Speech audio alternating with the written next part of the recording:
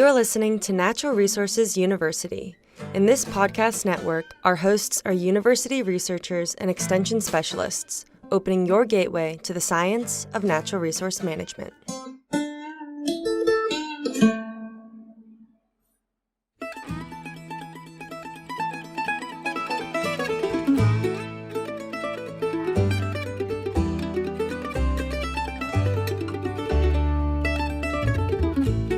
Welcome to Habitat University. This podcast is your source for the science behind wildlife habitat management and is part of the Natural Resources University podcast network. We're your hosts, Jared Brooke. And I'm Adam Janke, and we're both biologists and extension wildlife specialists. If you're interested in wildlife habitat management or looking for ways to improve your property for wildlife, this is the podcast for you. So join us as we talk with researchers, managers, and landowners all about the latest research and the ins and outs of wildlife habitat management.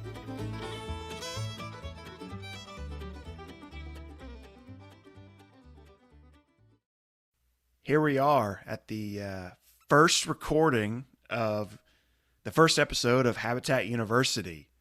So I'm one of your hosts, Jared Brooke, and I got Adam Janke at Iowa State University on the line.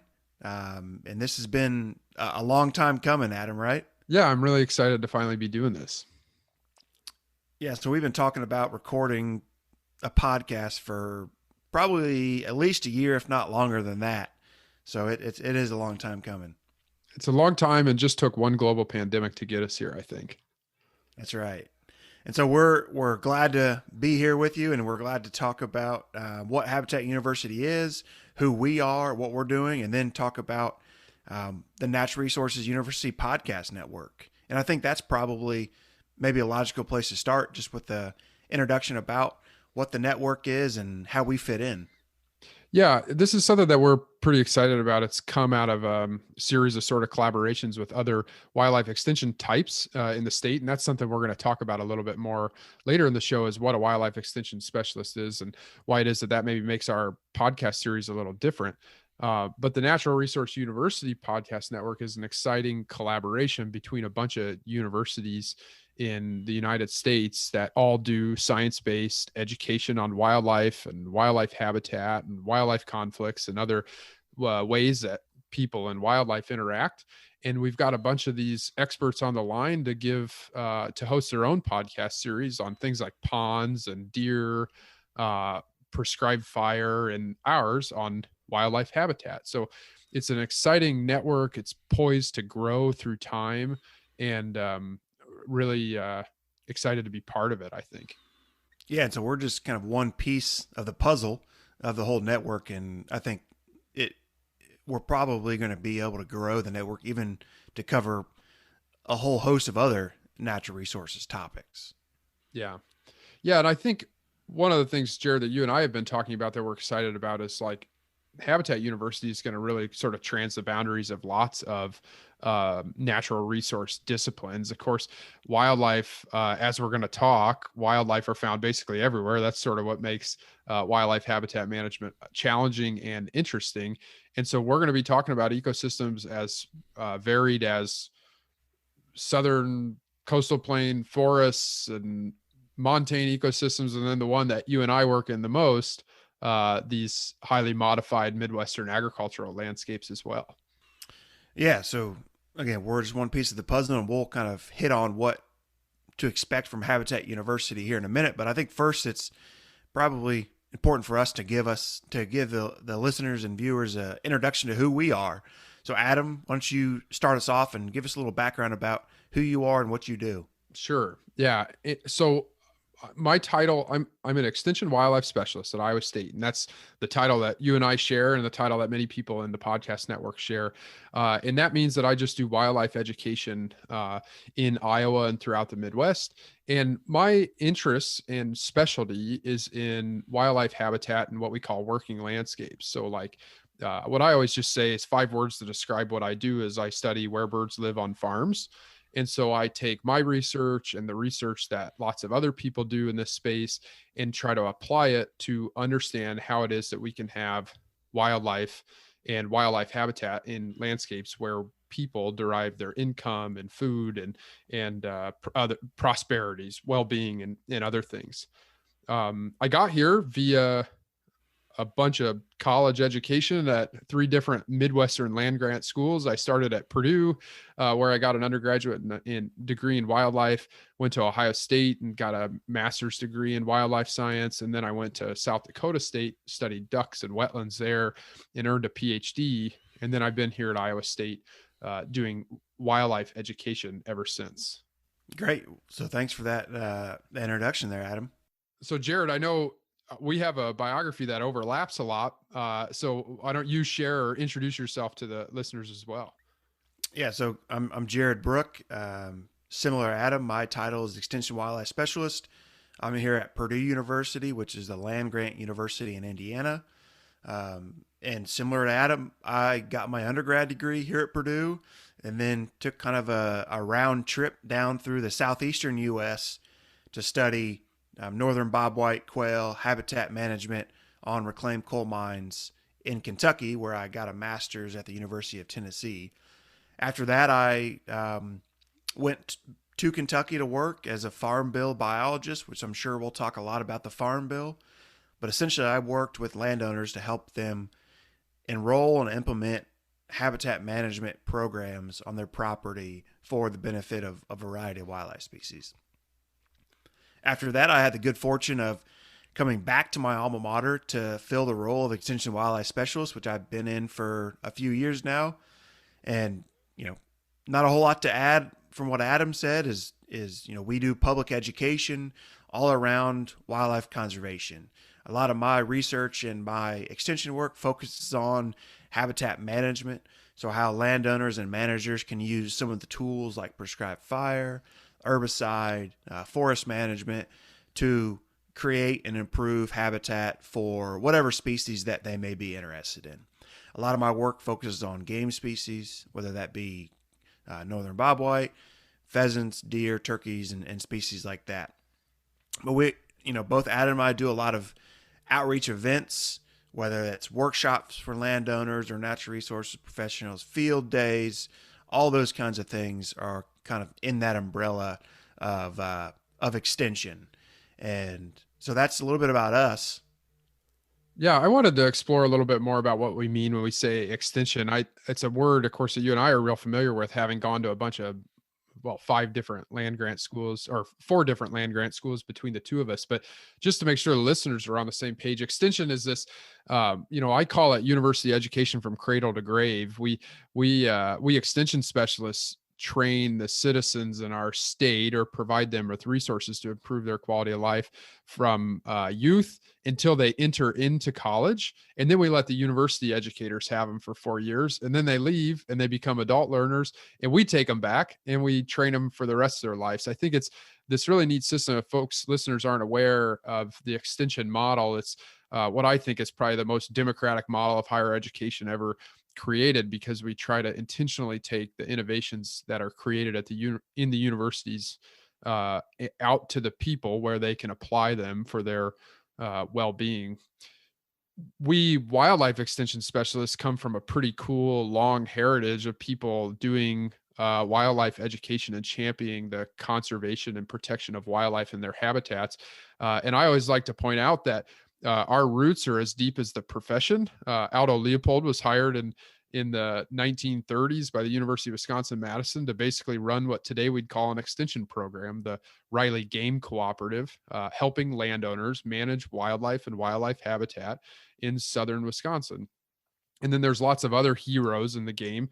One of my heroes here at Iowa State is George Washington Carver, and he was working at Tuskegee before there was extension, championing what would today be called extension, trying to improve the livelihoods and well-being of people in rural communities in Alabama by doing education on nature and natural resources. And of course, what he's most well known for, agriculture. So we kind of come in this long tradition, this institutional tradition of using science to improve people's quality of life and improve outcomes that they expect from their land. And one of those, of course, being wildlife and wildlife habitat. And that's the frame that we're going to approach this podcast with.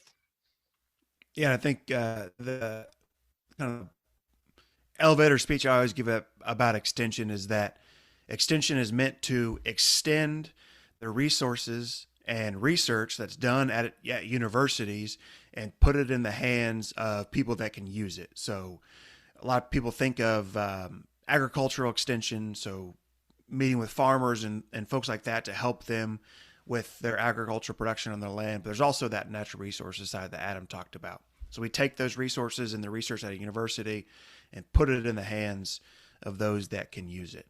And anytime I talk about extension, I always go back to a cartoon that was on my advisor's wall when I was a master's student, and he was the extension wildlife specialist in Tennessee. And it's a cartoon of a wildlife researcher at a typewriter in one of those bottles that you would see one of those wooden ships in, and that they're sitting there working really hard on their research inside the bottle. And then there's a landowner or a wildlife manager, someone trying to access that research so they can use it on their property. And they're trying to reach their hand through that bottle, but can't quite reach that research.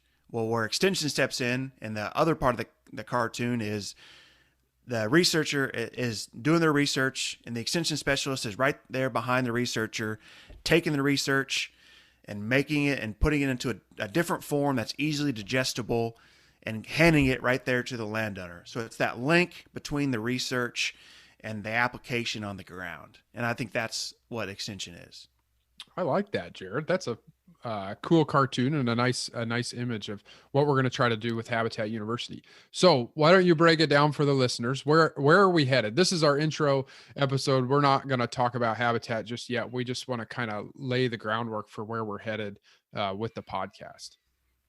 Yeah. So, when we talk about what Habitat University is, it's essentially rolling what we do in our job into a podcast form, right? So we're going to take and look at research into habitat management for a variety of wildlife species, from songbirds to deer, turkey, quail, you name it, we'll probably cover it.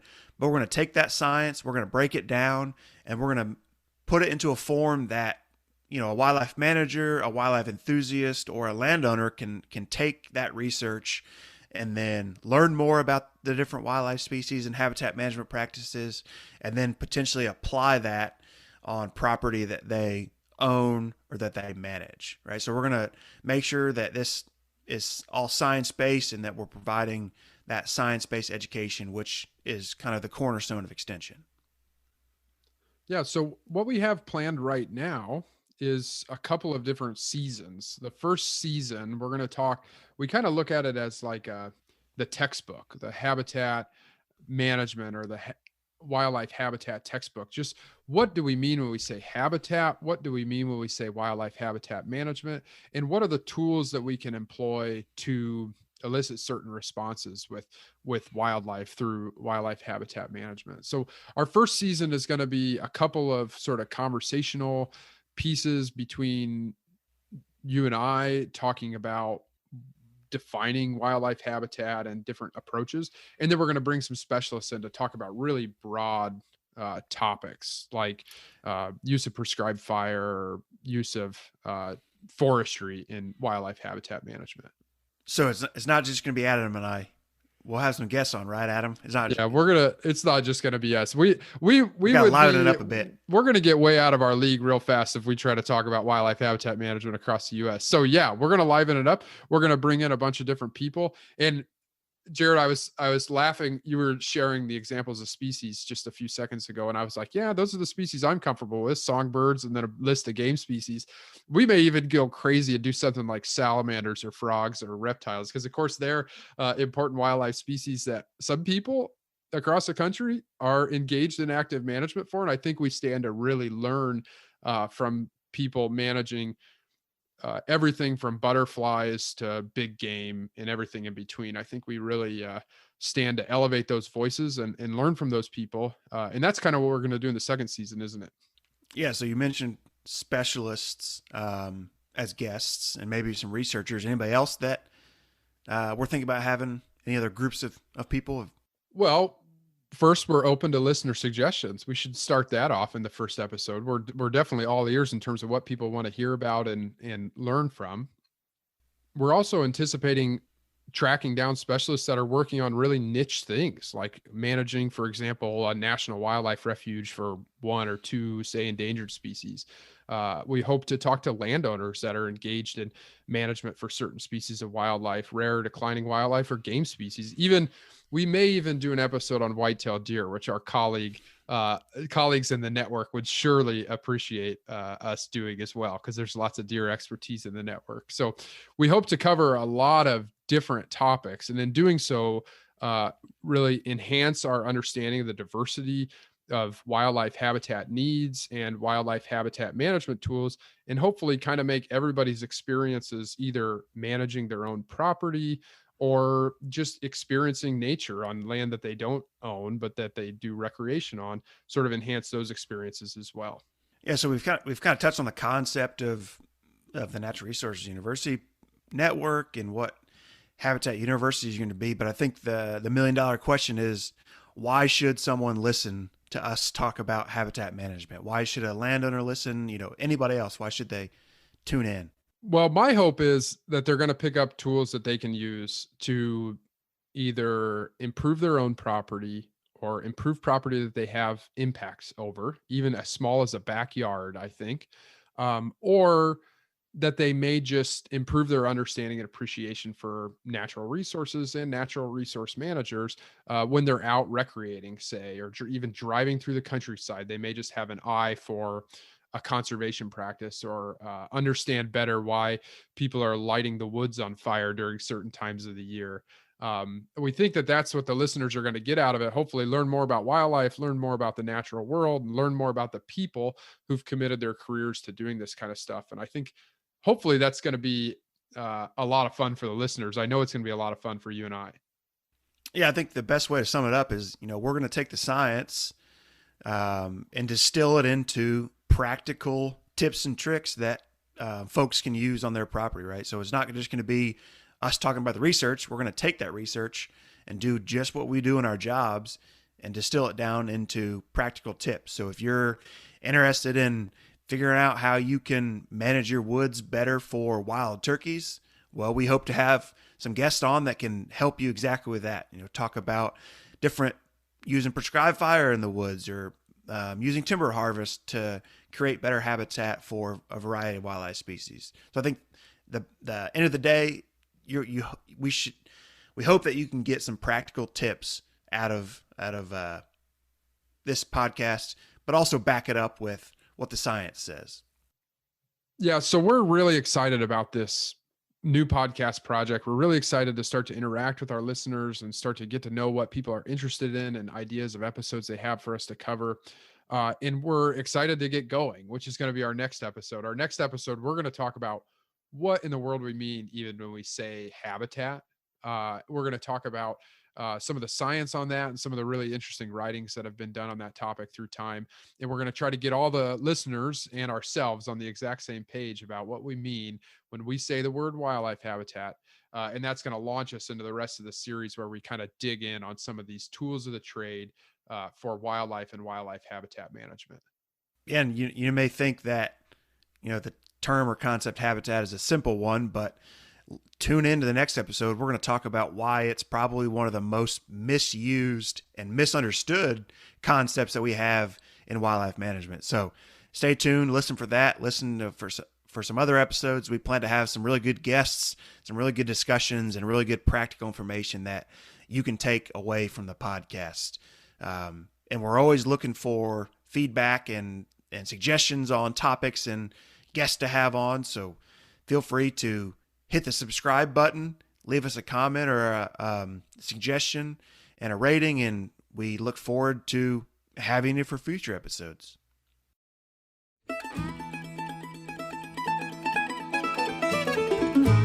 Habitat University is hosted by Purdue Extension and Iowa State University Extension and Outreach, and is part of the Natural Resources University Podcast Network. The network is supported by the Renewable Resources Extension Act. If you liked Habitat University, subscribe and listen to the other podcasts in the Natural Resources University Podcast Network. Iowa State University and Purdue University are equal opportunity, equal access, and affirmative action institutions.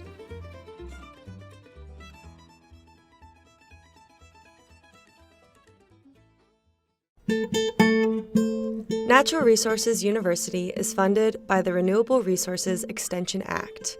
New episodes are released every Tuesday. For more information, follow us on our social media platforms at NR_University.